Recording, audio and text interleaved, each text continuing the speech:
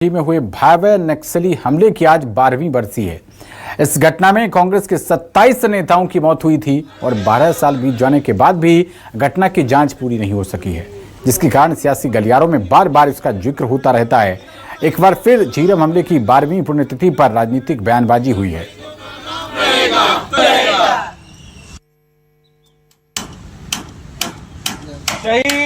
दिवस पर जो झीरम में जो हमारे नेतागण और पुलिसकर्मी और आमजन जो शहीद हुए हैं, उनको कांग्रेस परिवार की तरफ से भावभीनी श्रद्धांजलि है और यह उम्मीद करते हैं कि एनआईए का जो जांच है वह जल्द से जल्द सामने लोगों के आए, ताकि झीरम में जो शहीद हुए थे उनके परिवारों को न्याय मिल सके। आज शहादत स्थल का हम लोग आए हैं। आप देख सकते हैं कि शहादत स्थल की क्या दुर्दशा हुई है।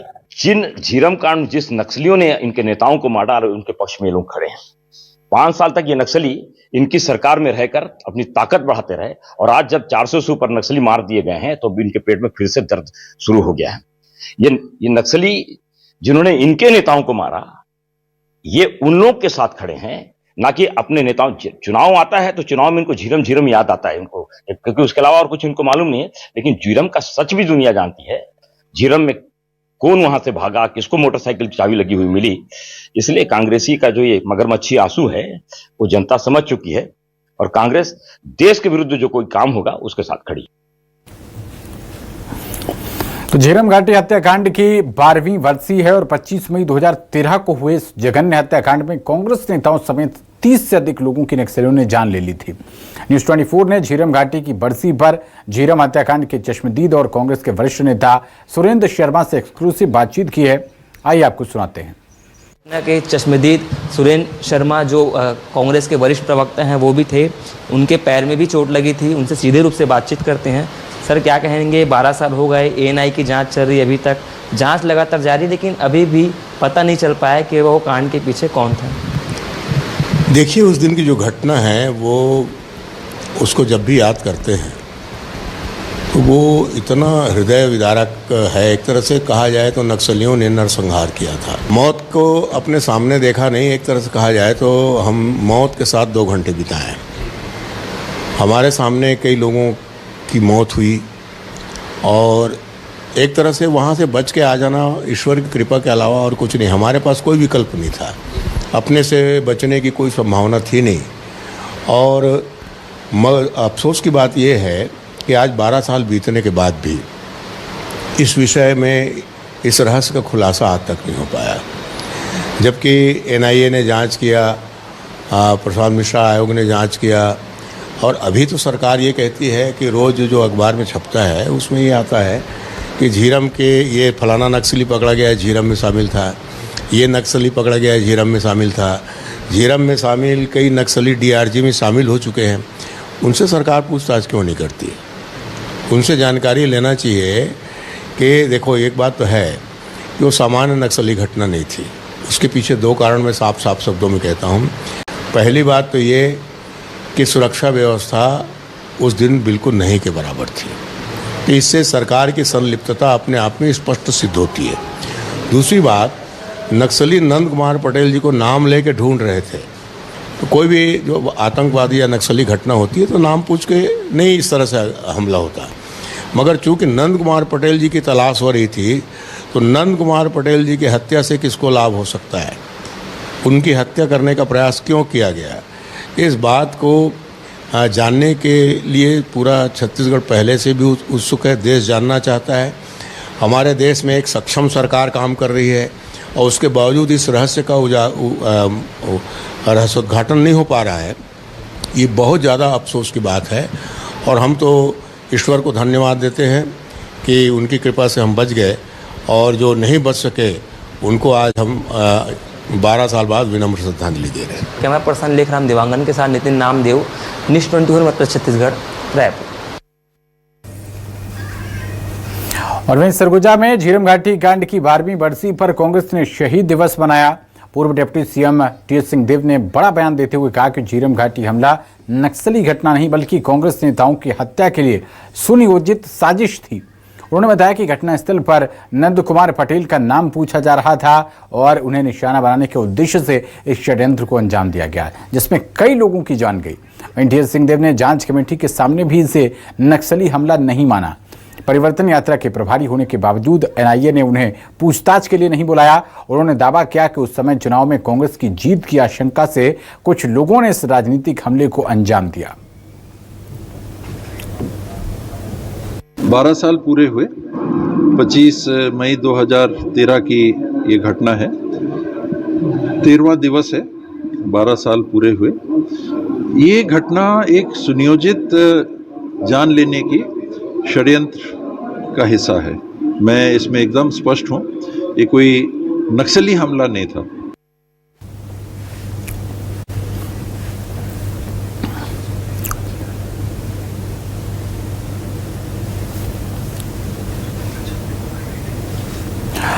तो 25 मई 2013 का वो दिन जब झीरम कांड में कांग्रेस के कई बड़े नेताओं को मौत के घाट उतार दिया गया, उसकी आज भी जख्म ताजा हैं।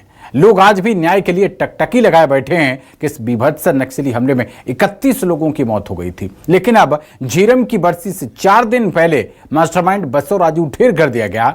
लेकिन झीरम कांड के 12 साल बाद आज भी कई सवाल जिंदा हैं। देखिए इस खास रिपोर्ट में।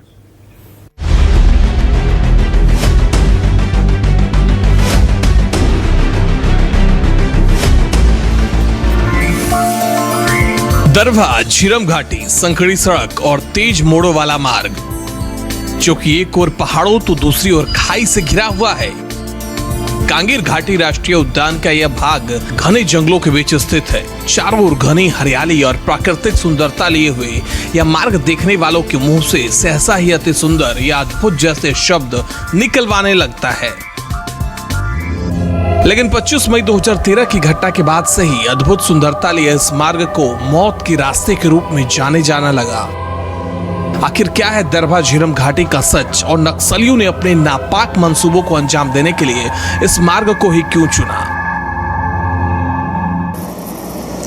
25 मई 2013 ये दिन सुन के ही जहन में वो काला दिन याद आ जाता है, जो आज से 12 साल पहले कांग्रेस के परिवर्तन यात्रा पर नक्सलियों ने एक बड़ा हत्याकांड का खूनी खेल खेला था।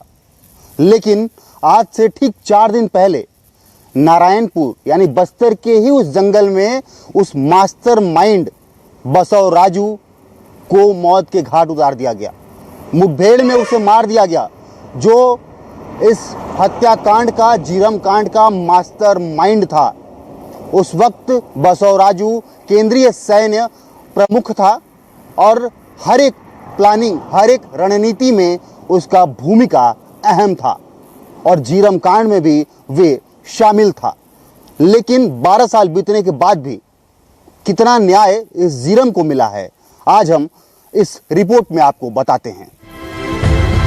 25 मई 2013 को सुकमा में परिवर्तन यात्रा की सभा कर लौट रहे कांग्रेसियों के काफिले पर झीरम घाटी में करीब 4:30 पर नक्सलियों ने हमला किया। घात लगाए बैठे नक्सलियों ने सबसे पहले तो बारूदी सुरंग विस्फोट किया, जिसके बाद करीब 800 की संख्या में मौजूद 300 आधुनिक हथियार से लैस नक्सलियों ने काफिले पर ताबड़तोड़ फायरिंग करना शुरू कर दी। करीब 15 मिनट तक नक्सलियों ने काफिले पर पहाड़ियों के दोनों तरफ से गोलियां बरसाई, जिससे मौके पर ही कुछ लोगों की मौत हो गई। ब्लास्ट इतना जबरदस्त था कि गाड़ी के अवशेष घटना स्थल से तकरीबन 200 मीटर दूर तक जाकर गिरे थे। नक्सलियों ने काफिले पर ताबड़तोड़ फायरिंग के बाद सभी कांग्रेसियों को सरेंडर करने को कहा और इस बीच कांग्रेस के बस्तर टाइगर कहे जाने वाले महेंद्र कर्मा ने नक्सलियों के सामने अपने दोनों हाथों को उठाकर सरेंडर कर दिया। महेंद्र कर्मा ने अपने साथियों का बचाव करते हुए उन्हें छोड़ देने की नक्सलियों से अपील की, लेकिन नक्सलियों ने उनकी एक न सुनी और मुख्य मार्ग से करीब 100 मीटर की दूरी पर ले जाकर नक्सलियों ने उनके शरीर पर 75 बार धारदार हथियार से वार कर उनकी निर्ममता पूर्वक हत्या कर दी। नक्सलियों का खूनी खेल यही नहीं रुका। महेंद्र कर्मा की हत्या करने के बाद नक्सलियों ने कांग्रेस के तत्कालीन प्रदेश अध्यक्ष नंद कुमार पटेल और उनके बड़े बेटे की भी गोली मारकर हत्या कर दी। आप देखेंगे अपोजिट साइड में ये झीरम मेमोरियल बनाया गया है। यहाँ ब्लास्ट हुआ था और जितने भी सुरक्षा गार्ड और जितने भी कांग्रेस के जो नेता थे वो शहीद हुए थे, उनकी यहाँ पर एक तस्वीर बनाई गई, झीरम मेमोरियल इसे नाम दिया गया। और ये 12 साल बीत चुका है लेकिन अभी भी जो है ये न्याय नहीं हुआ है। झीरम घाटी एक भयावह अतीत, झीरम घाट जो है हमेशा से न्याय का गुहार लगाता रहा है। यह एक सिर्फ हमला नहीं बल्कि सरकार की खुफिया तंत्र की विफलता का एक बड़ा उदाहरण था।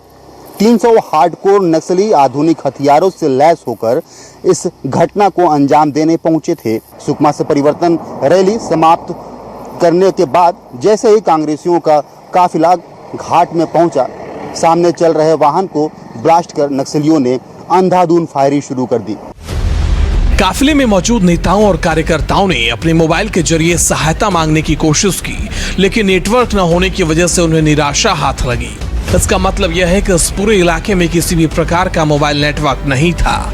इस घटना से जुड़े लोग बताते हैं कि 25 मई को झीरम घाटी का मंजर काफी भयानक और खौफनाक था। उनकी आंखों के सामने ही नक्सलियों ने ताबड़तोड़ फायरिंग कर कई लोगों को मौत के घाट उतार दिया। उस समय देखने के लिए तो बहुत दुखनीय घटना थी कि बहुत मतलब ऐसा घटना एक प्रकार का बहुत दर्दीली घटना है, क्योंकि यहाँ पे जो 5-6 घाट है, जो घाट में मतलब एक प्रकार का पूरा रोक के ये हमला किया गया। और जो आज शहीद हुए हैं उनको भी मुआवजा तो मिल गया, और वास्तव में ये जो मुआवजा मिलने भी क्या, मुआवजा मात्र आप जो राशि मिला इन लोगों को वो भी पैसा खर्च हो जाता है। और इन लोगों को मतलब अभी भी इन लोगों को याद में हमेशा 12 साल से उनका दुखद घटना को हम देखते हैं, अपने लोकली हैं उन लोग भी, और वो मतलब एक प्रकार का अच्छा नहीं लगता है हम लोगों को भी। 25 मई वैसे कोई पहला दिन नहीं था जब नक्सलियों के लाल आतंक की गूंज दरभा झीरम घाटी में गूंजी हो, बल्कि दरभा झीरम घाटी तो हमेशा से ही वारदातों को अंजाम देने के लिए नक्सलियों की पहली पसंद रहा है। नक्सली अक्सर इस इलाके में अपने बंद के दौरान राष्ट्रीय राजमार्ग 30 को अवरोध कर अपना विरोध प्रकट करते आए हैं। यहाँ पर ये जो है बुलेरो वाहन थी, और ये बुलेरो वाहन जो है यहाँ ब्लास्ट के बाद यहाँ पर फेंका गई। बुलेरो वाहन जब ब्लास्ट हुआ उसके बाद से जितने फॉलो गाड़ियाँ थी, जो नेताओं का जो काफिला था, वो आपस में टकराने लगी। अब जब वो टकराने लगी, गाड़ियाँ पूरी तरीके से थम गई, रुक गई, किसी को पता नहीं चला कि आखिर ये हो क्या रहा है। 12 साल बीत चुके हैं लेकिन झीरम कांड को न्याय कब मिलेगा? 5 एजेंसियों की गठन की गई, 5 एजेंसियों ने मिलकर अभी भी जांच नहीं कर पाई। इस पर कोई परिणाम सामने नहीं आ पाया कि आखिर कौन किया था।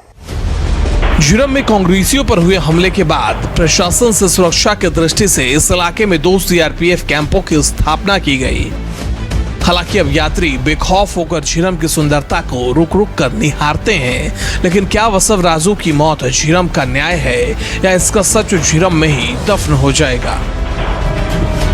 वो भयावह मंजर महसूस करके ही सहम जाता है, लेकिन न्याय आज भी नहीं मिला। देखने वाली बात है कि क्या न्याय मिलेगा या ये राज हमेशा के लिए झीरम हत्याकांड और झीरम में ही दफन हो जाएगा। कैमरा पर्सन राजा के साथ आशुतोष तिवारी, न्यूज़ 24 मध्य छत्तीसगढ़, झीरम।